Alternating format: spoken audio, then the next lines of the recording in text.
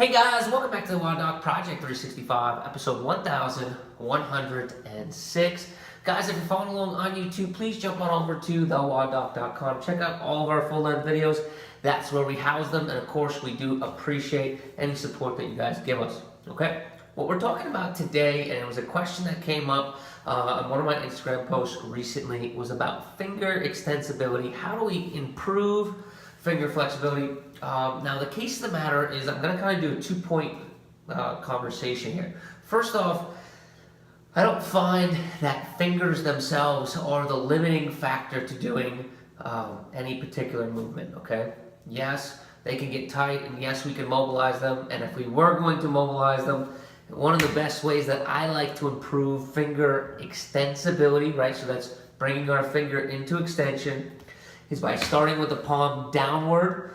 And we know that this is where our fingers start, this is where the palm is. We're going to push our knuckles into the ground, right? So it's rather than prying up, if I feel like I'm prying that way, I want you to think of it more as pushing your first two knuckles into the ground, right?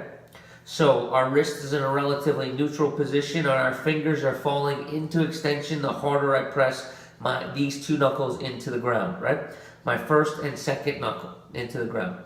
I can do this for a varying portion of time. We're talking about anywhere between 5 seconds and 1 minute, okay? So 1 1000, 2 1000, 3 1000, 4 1000, 5, and then relax.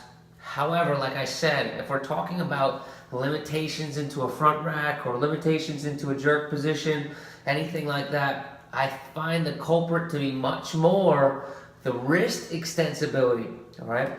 If you look at me into a front rack, it's not typically the loss of finger extension that won't let me get to my shoulder, but it's the loss of wrist extension that won't let me get there, right? If you're like me on my right elbow, you're going to have an elbow limitation, which will actually make you have to get more wrist extension. But, so, I'm a big believer that our limitation comes from mostly wrist extension rather than any finger mobilization or finger extension deficit, okay? But just in case you are that person, we gave you that finger extension mobilization.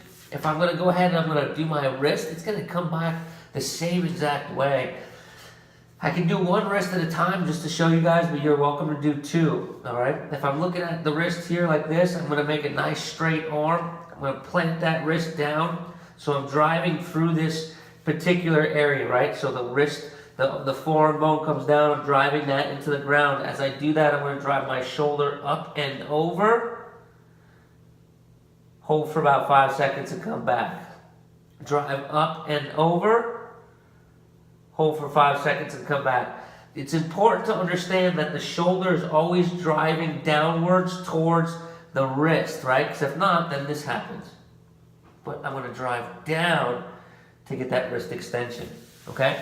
I can do that for about 5 to 10 reps and then retest that Olympic lifting position, whether it's the front rack or whether it's your overhead press or your jerk or whatever that might be. Now, you can get that a little bit more extensively, and we do have videos on that, so check those out at the WODdoc.com. But there you go.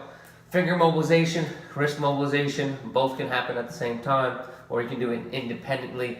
Make sure that you're checking and rechecking, test, retest for whatever deficit you might have, right? Cool? Questions, comments, please post them below, and until tomorrow, we're optimizing function to optimize performance.